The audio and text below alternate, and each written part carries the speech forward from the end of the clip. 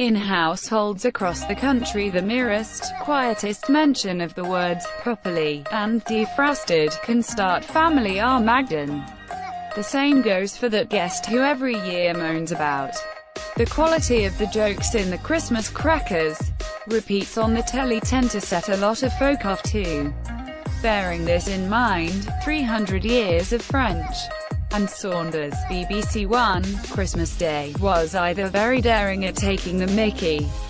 It was not just a load of old clips, there was a light shower of modern material, including Dawn as the real Wonder Woman, complaining they had not consulted her for the new film, and a certain reality TV dynasty reimagined as the Kardashians. But you did wonder whether the new material should have been left out in favor of the old favorites, or vice versa. Neither seemed all that funny.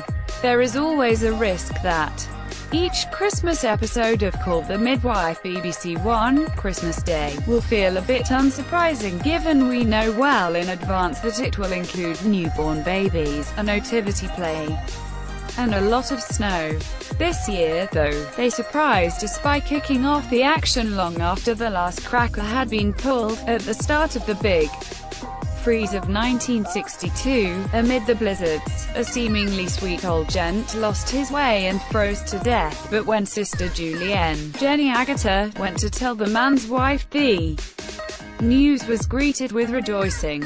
In the anonymous spaces of Poplar's new concrete tower blocks, Mrs. Tillerson, Anita Dobson, had been a virtual prisoner of her abusive, controlling husband, and discovering the old man had died a cold, lonely death amounted to tidings of comfort and joy.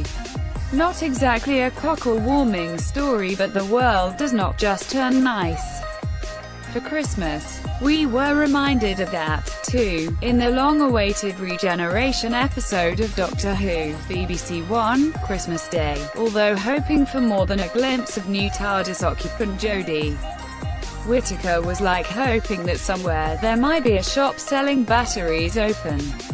Touching on that famous Christmas Day football match in the trenches, most of the episode involved two doctors from different eras bickering like in-laws on the sofa.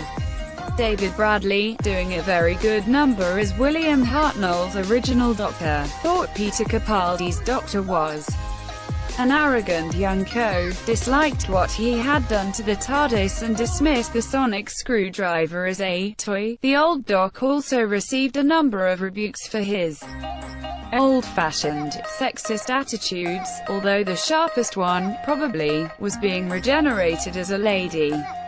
On the other side, Victoria, ITV, and her consort were, like many married couples on Christmas Day, getting on each other's nerves. Victoria had received a little girl as a tribute from a West African chieftain and decided to adopt her. Albert disapproved and concentrated on filling the palace with fir trees in a bid to give the family a proper German Christmas. Relations got ever frostier, until Prince Albert broke the ice, literally, by almost drowning in a freak skating accident and having to be rescued by Her Majesty, his missus.